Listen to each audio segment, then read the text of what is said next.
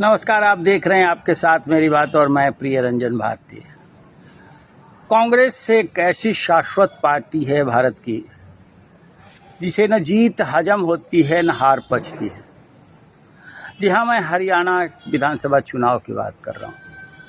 हरियाणा विधानसभा चुनाव में अपनी गलती से जीती हुई बाजी कांग्रेस हार गई, लेकिन अब हार के बाद उसके कारणों का विश्लेषण करने की बजाय वो जिस तरह से चुनाव नतीजों को स्वीकार नहीं करते हुए चुनाव में गड़बड़ी के आरोप लगा रही है और चुनाव आयोग के दरवाजे दस्तक देकर खिसियानी बिल्ली खंभा नोच रही है,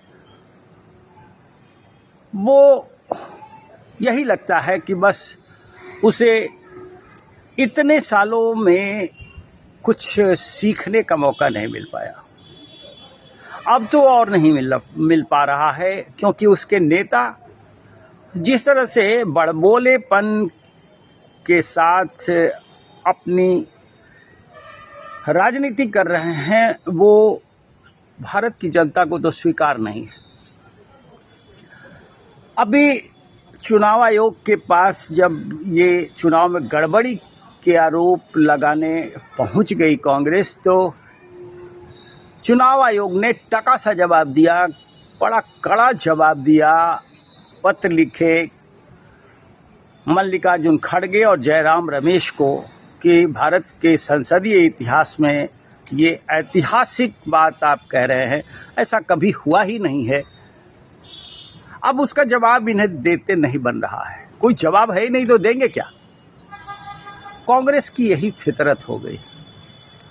अब लोकसभा चुनाव का ही देखिए। लोकसभा चुनाव में 99 सीटें जिस तरह से कांग्रेस को मिल क्या गई, लगा कि जैसे बहुमत हासिल कर लिया। इतनी इतराहट कांग्रेस में आ गई कि इतराहट में वो बड़बोलेपन से बाज आने की बजाय उल्टा पुल्टा राजनीति करना शुरू कर गए। हरियाणा में भी यही हुआ। एक तो हरियाणा में जो माहौल था, 10 साल से भाजपा वहाँ सत्ता में थी और भाजपा की सत्ता से एक स्वाभाविक विरोध भी था। एंटी एस्टैब्लिशमेंट वोट थे वहाँ, लेकिन कांग्रेस उसे नहीं भुना पाई। कांग्रेस ने बड़बोलापन किया और बड़बोलेपन की वजह से ही अपनी जमी हुई साख उसने खराब कर दी। वहाँ की जनता को कांग्रेस पर भरोसा करने से सोचना पड़ा और वापस फिर भारतीय जनता पार्टी के साथ ही वहाँ की जनता ने जाना बेहतर समझा। वो कैसे हुआ, इसका विश्लेषण इन्हें करना चाहिए। अनावश्यक इन्होंने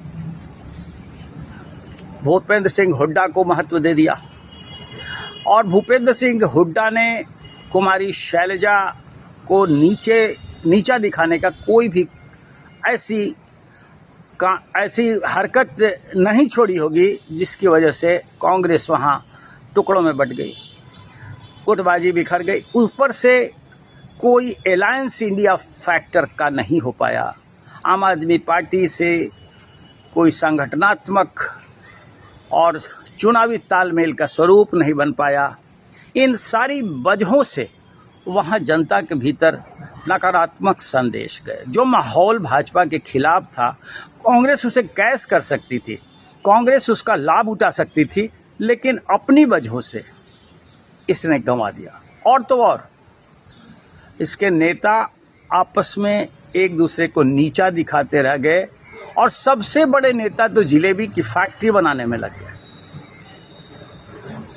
आपको याद होगा लोकसभा चुनाव में किस तरह के दुष्प्रचार किए थे कांग्रेस ने। इन्हीं कांग्रेस नेताओं ने क्या क्या नहीं बोला था, संविधान खत्म कर देंगे, आरक्षण खत्म कर देंगे, वगैरह वगैरह। आखिर मिथ्या प्रचार और झूठ बोलकर कोई राजनीति की सधी हुई चीज को बिगाड़ ही सकता है, साध तो नहीं सकता। राजनीति एक साधना है और साधने के लिए बड़ी जुगत करने पड़ते हैं। जैसे तपस्वी तपस्या करके साधता है, वैसे ही राजनेताओं को साधनी पड़ती है राजनीति। लेकिन 99 सीट क्या आ गई, उसके बाद ये आसमान छू लिए। इनको लगा कि अब हम क्या नहीं कर सकते, और इतराहट में अजीबोगरीब बयान देने लग गए। अभी कुछ दिनों पहले आपके साथ मैंने वीडियो शेयर किए थे। अमेरिका में जाकर के नेता राहुल गांधी जिस तरह की भाषा बोल रहे थे भारत विरोधी, क्या भारत की जनता को वो कतई स्वीकार हो सकता है? हरियाणा और इवन खास करके जब हरियाणा की बात करें और जम्मू कश्मीर तक की जनता ने उसे उस मन से स्वीकार नहीं किया। आप देखिए जम्मू कश्मीर में भी कांग्रेस के हाल क्या हुए। फारूक अब्दुल्ला को मामूली बढ़त मिली, लेकिन महत्वपूर्ण बात यह है कि वहाँ भारतीय जनता पार्टी मुस्लिम बहुल इलाकों में भी अपनी साख जमाने में, अपना विश्वास कायम करने में कामयाब हो गई। ये सब राहुल गांधी की वजह से तो नहीं हुआ। हाँ, राहुल गांधी की वजह से इतना हुआ होगा, वो जिस तरह से भारत विरोधी बयानबाजी और जिस तरह से उल्टा पुल्टा बोलते रहते हैं, उससे उनकी ही विश्वसनीयता खत्म होती है, और ये सब हुआ। अब आप देखिए, खींच उतार रहे हैं, विश्लेषण का वक्त है। खींच उतारते हुए कांग्रेस गलतियां लगातार करती जा रही है।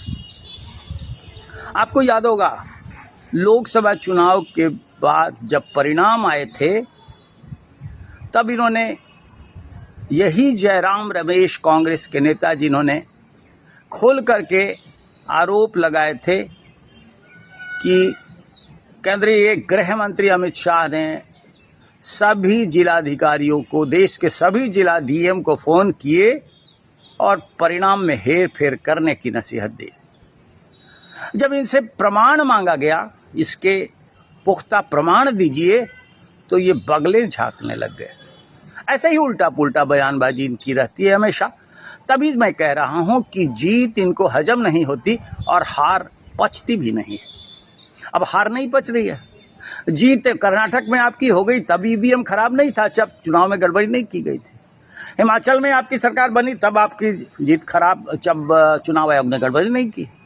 जम्मू कश्मीर को लेकर के आप बिल्कुल शांत पड़े हुए हैं। मैंने जम्मू कश्मीर की बात की है। जम्मू कश्मीर में भी भाजपा सबसे बड़ी पार्टी है, सबसे ज़्यादा वोट ले करके चुनाव में आगे बढ़ी है। 25.6% के आसपास उसे वोट मिले हैं, जो सबसे ज़्यादा आंकड़ा है।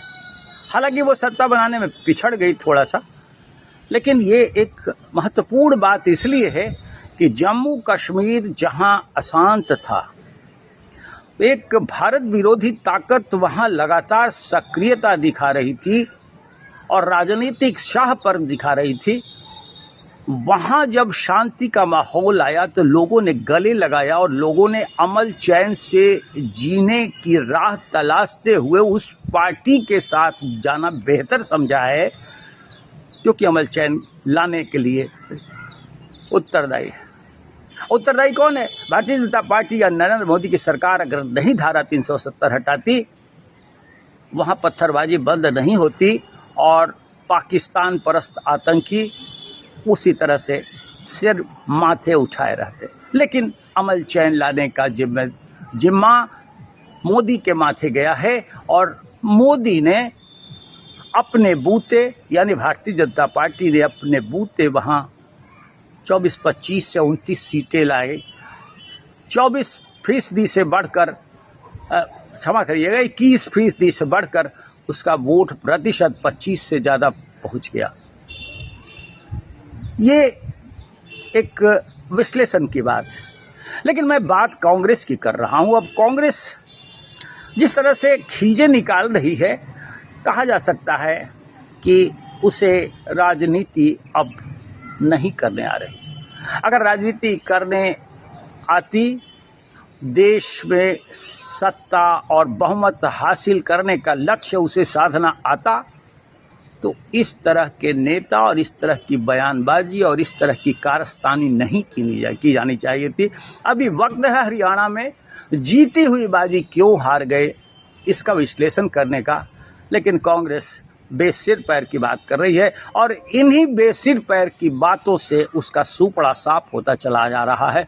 और आगे जो विधानसभा चुनाव होने वाले हैं वहाँ कांग्रेस कैसा प्रदर्शन करेगी इसका अंदाज़ा आप पर छोड़ता हूँ। आप अंदाज़ा लगा लीजिए कि कांग्रेस इसी तरह से बहकते हुए अंदाज में चलेगी तो वो क्या कर सकती है, आप बताइए। और आपसे निवेदन करूँगा कि अपनी प्रतिक्रियाएं हमारे कमेंट बॉक्स में दीजिए। कैसा लगा हमारा विश्लेषण इसके बारे में बताइए। साथ साथ अगर आपने हमें सब्सक्राइब नहीं किया होगा तो अभी सब्सक्राइब कर लीजिए। बने रहिए हमारे साथ, देखते रहिए आपके साथ मेरी बात। मिलते हैं फिर, नमस्कार।